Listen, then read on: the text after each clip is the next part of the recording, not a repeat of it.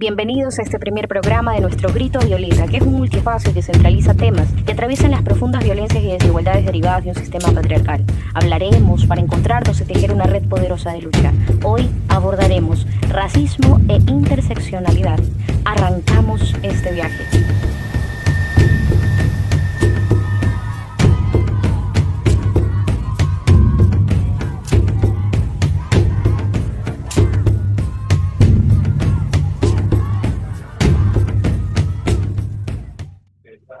Anita, ¿cómo estás? Muy buenos días. Justamente estamos en este primer espacio de nuestro Grito Violeta que justamente busca centralizar y todos estos temas con el objetivo de hacer un ejercicio de reflexión, hacer un ejercicio de, de repensar, de construir. Y bueno, vamos a hablar el día de hoy sobre racismo e interseccionalidad. Y justamente a propósito de del aniversario de Angela Davis, de su cumpleaños, hay algo que puntualmente me convoca mucho, ¿no? El feminismo debe desafiar al racismo, ¿no? Entonces, a partir de allí me gustaría quizás generar o construir más que nada una línea de, de reflexión al respecto. Juanita, tienes la palabra. Hola, gracias por la... O sea, yo creo que siempre voy a decir gracias por la apertura de este tipo de espacios. Creo que es fundamental conversar desde nosotras, pero también hacia los demás. Eh, y es verdad que cuando hablamos de racismo, únicamente nos pensamos como una acción violenta, pero no nos pensamos en el tema de cómo las desigualdades y esta construcción de repensar la interseccionalidad, ¿no? Porque yo escucho muchas veces una confusión con el término de interseccionalidad, a gente decir es que yo soy una feminista interseccional. Y realmente no puedes decir que, o sea, quizás hay que escuchar cuál es su definición, ¿no? Cómo se empieza a desarrollar el tema. Pero hablar de las interseccionalidades es reconocer las desigualdades sobre una persona. Como yo, como mujer negra, me ubico en el espacio. Este término que sí, que lo han acuñado muchas feministas descoloniales sobre todo, porque hay que reconocer las desigualdades en las que nos enfrentamos socialmente. ¿Qué significa para un espacio ser una mujer negra y lesbiana, ser una mujer, ya que citaste a Angela Davis, ser una mujer negra, lesbiana, políticamente visible, con ideas irruptivas, con una posición política totalmente diferente al momento y a su época? Era reconocer, primero, que esa mujer negra no tenía acceso a educación, a salud integral, etcétera, etcétera, ni a trabajo digno, ni acceso a una vivienda. Y que desgraciadamente esas problemáticas que empezaron a construir el concepto o a tratar de darle forma en una sola palabra, a la actualidad, 2024, continuamos con un sistema donde las mujeres, las diversidades, los cuerpos racializados, aunque no me guste mucho ese término, pero los cuerpos negros, indígenas, montubios, lo que es diferente para la blanquitud, continuamos enfrentando. Entonces, hablar de racismo es hablar justamente de esa posición de supremacía sobre una clase social identificada y además para mantener el status quo, ¿no? Porque además el racismo lo que hace es sostener las brechas de desigualdades y marcar estructuralmente qué sitio debes ubicar socialmente. Justamente a partir de esa lectura que me parece sumamente interesante, voy a evocar una entrevista que me pareció trascendental en el ejercicio de poner sobre la mesa, ¿no? De poner sobre la mesa estas formulaciones en donde en el 2024, tal y como tú lo mencionas desde una periodicidad histórica, cómo debemos de formularnos eh, el racismo en la cotidianidad, esas formulaciones que nos permiten precisamente visibilizar cuán lejos estamos de esa igualdad material, ¿no? Porque suponemos o damos por sentado que la accesibilidad de derechos es un ejercicio concreto y real para todos. pero la realidad es completamente distinta. Y en este espacio de periodismo independiente, digital, tú mencionabas eso, ¿no? Lo mencionabas a manera de formulaciones. A mí me parecería un poco bastante interesante re- ir hacia allá, ¿no? Ir hacia estas formulaciones y desde allí también ir estableciendo la necesidad a propósito de que justamente ya estamos en días de formaciones antirracistas, ¿no? Hay algo que me parece fundamental y está dentro de la lectura de Angela Davis, ya que la estamos mencionando, es las tibiezas, no someternos a las tibiezas, ¿no? El ser antirracista debería de ser una posición inherente al ejercicio del feminismo y al ejercicio de la promoción de derechos. Entonces, a partir de allí me gustaría que, que, que me comentes un poco alrededor de estas formulaciones y de la importancia de espacios de formación antirracista y decolonial.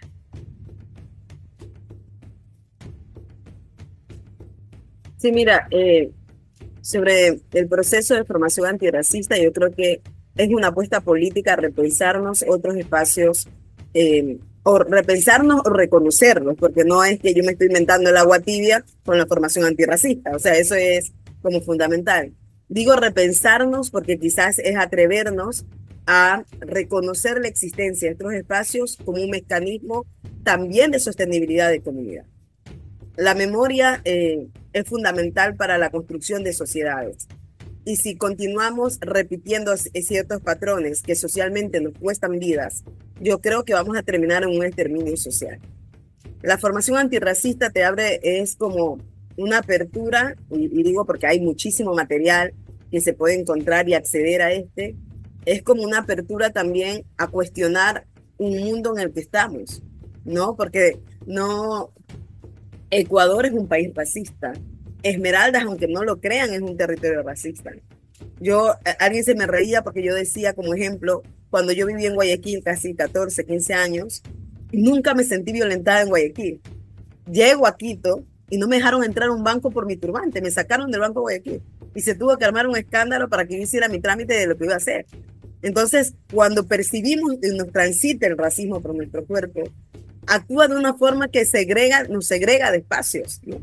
O sea, hay una segregación de espacio, pero también eh, hay una impotencia de desarrollo para esa comunidad, para ese territorio. Y ahí es cuando pongo sobre la mesa también hablar de que es importante reconocer el racismo estructural. ¿Y por qué es importante justamente nacer estos espacios de formación antirracista en nuestras comunidades, en nuestros colectivos, Sara? Porque también hay que reconocer que nuestra dinámica organizativa no está exenta de tener racismo en las relaciones de las organizaciones sociales, ¿no? O en nuestra misma comunidad, desde lo básico, lo chiquitito, nuestra casa, nuestra familia, ¿no? Entonces, yo creo que este espacio de formación es una apuesta, pero es una apuesta también para interpelar cómo nosotras andamos también, cómo andan nuestros feminismos, cómo andan nuestros activismos. Y no porque somos la Power Ranger. Yo ayer veía una activista virtual sobre temas raciales y cosas que hace, virtual y físico en su país. Entonces ella decía que, claro, cuando nosotras asumimos todo este tema del activismo social, nos ponemos encima una capa de que somos las Power Rangers, que todo lo podemos, y nos olvidamos que para poder hacer también necesitamos sanar. Y cuando has vivido tanta violencia, y ojo, y ese sanar no es parar, ese sanar a nivel de racismo toca es reconstruir fuerzas para avanzar porque ya sabemos a lo que nos enfrentamos.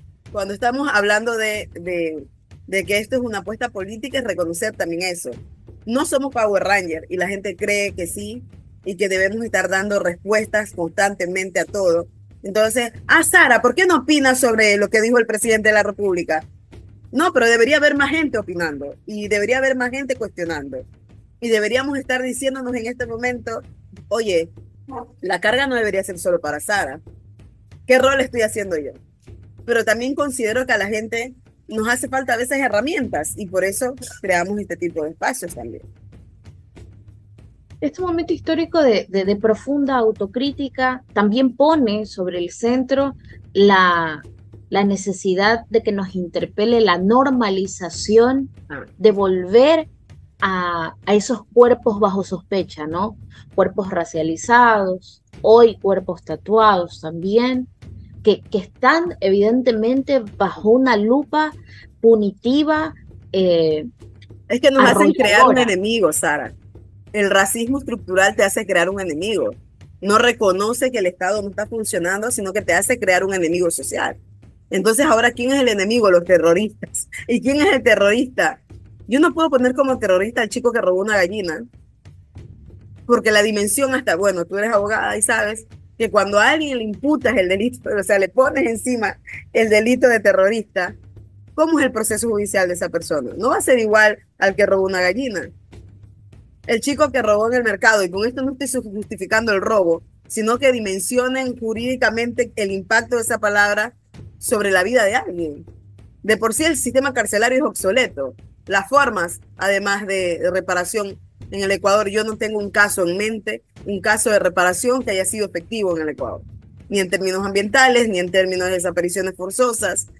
O sea, no existe una reparación que sostenga la vida. Pero ¿cómo nos hacemos agenda de proyección a futuro cuando ni siquiera nuestra estructura social nos hace reconocer que hay cosas que ya están fallando y que necesitamos hacer apuestas serias para resolver? Entonces, si a mí me dicen, ah, no, con esto no estoy justificando a los grupos delictivos, pero ¿dónde han hecho carne de cultivo los grupos delictivos? En las brechas de desigualdad, en los cordones de pobreza. ¿Y qué significa eso? Que donde hay ausencia del Estado, puede pasar cualquier cosa. Entonces el Estado es el garantista de nuestros derechos. A mí no me pueden venir con ese cuento de, no, todos luchemos contra la inseguridad, cuando me estás etiquetando y planteas una narrativa de que yo soy el foco, o sea, yo, una mujer negra que transita a una hora que el Estado cree que es la solución, eh, soy el cuerpo sospechoso, pues. Soy el enemigo. O sea, que si ando con mi sobrino es un sospechoso y ya nos han parado cantidad de veces en las calles. ¿Por qué? Porque el chico se viste con camisetas grandes. No tiene tatuajes, pero es por cómo se viste. Ah, y además es un hombre negro transitando. También nos crean el monstruo negro, ¿no? El hombre negro es un monstruo que acecha en las calles y que estamos en peligro, ¿no? Entonces nos hace crear la narrativa implantada bajo el término de estamos brindando seguridad, nos empiezan a plantear un sinnúmero de, de elementos que te dicen, ah, bueno, esto es perfilamiento racial. Ah, mira, así opera el racismo estructural. Claro que sí, claro que sí. Justamente a partir de allí, eh, el activismo que se realiza, el activismo permanente como un ejercicio real para visibilizar estas injusticias, también nos sitúa a algo que me parece profundamente poderoso y es algo que tú has realizado durante mucho tiempo, que son las asambleas populares. Hace poco tuviste precisamente la articulación de un espacio que potenciaba esas voces. Coméntanos un poco de geográficamente cuáles fueron las conclusiones, cuáles fueron de alguna manera, los atisbos de luz en medio precisamente de momentos tan álgidos para el debido proceso, para el reconocimiento y promoción de derechos humanos y para esta normalización precisamente de, de esta maquinaria de desigualdad que ponen en el enemigo precisamente la periferia, lo diferente, ¿ya? Los cuerpos racializados, como lo habías mencionado desde el principio. Ya, está lloviendo y te escuché extremadamente bajito, pero voy a intentar responder porque estabas preguntando sobre las asambleas populares, ¿verdad? Ya, mira, una de las cosas que yo tengo que insistir con las asambleas populares es que fue un espacio que nos sorprendió también a nosotras por la acogida de la gente. Tú viviste, creo que el de Guayaquil nada más, ¿verdad? Pero también se hizo en Esmeraldas y en Quito. Y por ejemplo, para nosotras Guayaquil fue como la muestra de decirte, la gente necesita más espacios donde encontrarse y conversar. Porque Guayaquil estaba pensado para un espacio entre 80 y 100 personas y llegaron 160, 165 personas de diferentes barrios, de diferentes cantones del Guayas. Y creo que también eso es como revalorizar Mira, los espacios ciudadanos serán espacios que se sostienen gracias al tejido social que está agotado, que está cansado, pero que se están haciendo cosas. Hubieron mesas que trabajaron temas de seguridad, temas de educación. La gente estaba muy preocupada por la educación y eso también es como un llamado de atención, ¿eh? La gente se está percatando además que las inversiones en temas como educación y salud se continúan cada vez siendo menos carteras invertidas. Y otro tema que se puso también era el tema del censo poblacional y cómo el racismo estructural había justamente golpeado a uno de los sectores de atención prioritaria, que es el pueblo negro. Y bueno, y también se puso sobre la mesa el tema del agua potable. Cuando hablamos de educación, la gente hablaba mucho sobre la situación de las infancias. Había una preocupación sensata de activistas sociales, de activistas comunitarios y barriales, de pensarse qué está pasando con las infancias y por qué se está desbordando todo lo que está pasando se está desbordando. Y una de las cosas que la gente reconocía es que la dinámica de las familias actuales no es una dinámica de como hace 20 años, 30 años. Ahora es más complicado acceder a trabajo y hablamos de trabajo digno. Hay una precarización de la moneda. Y a veces es una cadena de precarización en condiciones de un Estado que no te genera tampoco las garantías jurídicas para emprender o para hacer. Y justo hace poco estábamos hablando con una colega que trabaja en temas de pensar, ¿no? Y yo digo, eso también es trabajo y la gente tiene que reconocer. Gente que analiza, que hace trabajo intelectual, que crea, que denuncia, que hace cosas. Y decía, claro, pero imagínate que me gano una consultoría de $1.500, pero necesito a un encuestador, a un censista, necesito a una diseñadora gráfica para entregar el producto de una forma de calidad de mi socio, de mi cooperante, etcétera.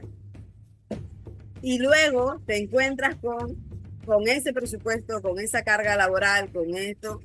Y es también replantearnos, seguro que todo está siendo tan sencillo para todos los sectores. Por mucho que la gente suponga que es un privilegio trabajar desde un escritorio. Entonces, no hay garantías en este momento para nadie. Y ahora, si yo traslado esas preguntas, Sara, a alguien que está en el sector popular, generando economía desde el mercado, por ejemplo, que por ejemplo, ahora en este momento las lluvias están exageradamente fuertes, ¿cómo baja la mercadería hasta los mercados de la costa? ¿En qué condiciones ese conductor llegó hasta acá? Se le malogró el 50% de toda su mercadería. Tuvo un accidente en la carretera. Es un sinnúmero de cuestiones que empiezan y que además va a aumentar el costo de vida, porque ese producto ya no te va a costar la libra de papa 40 centavos, sino que te va a aumentar siquiera a 60, 80 centavos. Y así va aumentando la cadena de precarización, porque esa familia que antes comía con 3 libras de papa, te apuesto que solo le va a alcanzar para una o para libra y media. Y así empieza una cadena, porque luego vamos a responder las preguntas de por qué Esmeralda es una de las provincias del país con la tasa más alta de desnutrición infantil. Todos esos temas que aparecerán como que si fuera una tontería, se pusieron sobre la mesa, yo creo que en conversaciones honestas con la gente y con la comunidad y con las organizaciones. Y cuando digo conversaciones honestas es porque también es reconocer que no es que no está pasando nada y que no están haciendo nada en nuestras comunidades, ¿no? Porque también es importante reconocer el trabajo de organizaciones sociales. Ahí está, yo siempre pongo de ejemplo, el grupo Manglar en el sur de Esmeraldas, las chicas de Timbiré que tienen la empresa de chocolate, Plan Ecuador y sus proyectos con las mujeres rurales en ciertas provincias del país. O sea, están pasando cosas, ¿no? Están pasando y se está haciendo. Pero imagínate qué tan deteriorado estamos en que no se siente suficiente ni lo que hace el Estado, ni lo que hacen las organizaciones sociales. ¿Consideras que en este ejercicio de memoria, identidad y existencia pudiera adolecer de una falta de amplificación de esas voces, una falta de amplificación y representación en el escenario político precisamente para poner dentro de la agenda estas necesidades urgentes y este abandono, ¿no? Del que justamente eh, tú has hecho un claro hincapié de cómo ha golpeado, ¿no? A Esmeraldas puntualmente y a toda la geografía ecuatoriana, porque no hay que dejarlo de lado tampoco, ¿no? Sí, yo creo, mira, yo creo que hay algo que, no sé si recuerdas que lo conversamos, que yo decía mucho, Esmeraldas viene denunciando hace mucho rato un llamado de atención del Estado, solidaridad de las organizaciones, de las personas, eh, y no se sentía. O sea, era como solo estados de excepción y toques de queda. Vino las inundaciones, agradecida con toda la gente que se sumó, te sumaste tú, Paula Godoy, mucha gente, a empujar el ayudar a Esmeraldas desde diferentes provincias. Pero en Esmeraldas faltaba la mano del Estado. En Esmeraldas faltaba una intervención seria del gobierno. Y yo no le voy a echar toda la responsabilidad al actual presidente porque sería un sinsentido. Pero además venían como pasando un sinnúmero de cosas, Sara, que uno se preguntaba, oye, nos están tratando como si fuéramos seres humanos descartables. Tenemos la refinería y no se siente en términos de inversión, pero sí se siente en términos de vida. Las enfermedades con cáncer han aumentado, las enfermedades respiratorias han aumentado en Esmeraldas. Esmeraldas no cuenta con un hospital oncológico. La gente tiene que ir a morir a otras ciudades. Y te digo, tiene que ir a morir porque no accedes a atención integral. Entonces, cuando ponemos sobre el mapa qué está pasando con Ecuador en términos de acceso a derechos, con los derechos humanos, y pensar en Esmeraldas es hablar de la cartografía de las desigualdades y la pobreza. Pensarte en Esmeraldas es pensar cómo opera el racismo estructural y la agenda de la necropolítica en un territorio. Proyectos de extracción minera en Esmeraldas y la gente muriendo. Eh, no ser conscientes, es verdad, hay un problema con el crimen organizado, pero imagínate qué tan deplorables estábamos en que Boquita, el niño que fue procesado por asesinato y por robo y por etcétera, tuvo mayor facilidad a acceder a un arma, a balas, que a un plato de comida, que acceso a la educación, que acceso a salud. Es Entonces, que eso es lo, desgraciadamente sí, es un deterioro total, ¿no?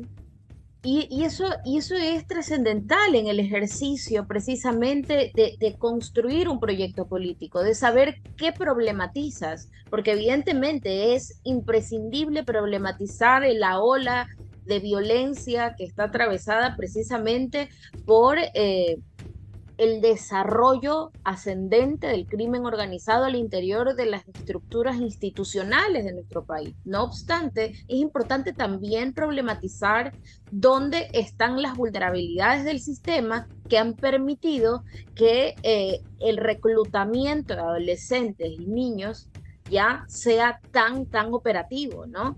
Y ahí es donde nos preguntamos por qué hay mayor accesibilidad hacia un arma que hacia un sistema educativo integral que también te permite elegir. Porque hoy en día realmente el acceso a educación está al interior de una burocratización tan enorme que ni siquiera a veces alcanzas, ni estando dentro de los términos y las fechas correspondientes. Y eso es un llamado a atención y una necesidad también de repensarnos qué es lo que se está enseñando. Justamente hace poco entendí de que el ministro de Educación en un ejercicio, él decía que había que replantear todo eso, ¿no? Replantear estos pensum, cómo se estaban construyendo, desde qué lugares se estaban construyendo. Y eso es importante, porque es importante saber en este momento histórico, de acuerdo a todo lo que, de acuerdo a lo que, a cómo va evolucionando, estamos completamente globalizados. ¿Qué es lo que realmente va a convocar a un niño o un adolescente dentro de un sistema integral educativo? Pero problematizar solamente una cosa para poder establecer como panacea que llenemos nuestras cárceles sin ni siquiera un sustento previo, también tiene una carga de irresponsabilidad eh, incuantificable, diría yo. Sí, totalmente. O sea, yo creo y creo mucho en la capacidad que se tiene desde las comunidades y el tejido social de dar respuestas. Pero también creo que es injusto pensarnos que siempre tiene que ser desde ahí las respuestas para temas que el Estado debe tener presupuesto y debe tener gente. Entonces, cuando yo veo que con facilidad se invirtió en temas armamentistas para tratar la seguridad, pero no se atrevieron a invertir más en educación, en salud, en el sistema de protección de derechos, en garantizar que el acceso a la justicia sea de forma integral, en reparar procesos históricamente violentados por el racismo estructural. ¿Por qué no actuaron inmediatamente en la mi primera masacre que hubo en Esmeraldas? ¿Por qué no actuaron inmediatamente cuando se alertó en el sistema educativo del país que en términos de trata de personas con fines de reclutamiento forzoso para bandas delictivas estaba pasando? ¿Por qué no actuaron? Porque eran comunidades empobrecidas, porque eran colegios fiscales, porque eran cuerpos negros, porque eran cuerpos racializados los que estaban siendo afectados.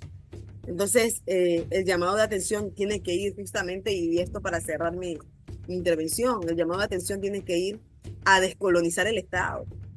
Yo escuchaba a la ministra del Interior decir, es que la estructura y el sistema tiene que cambiar, y sí, hay que cambiar a la gente, hay que cambiar las formas, hay que cambiar la visión de cómo se invierte en lo público. Lo público no es empresa.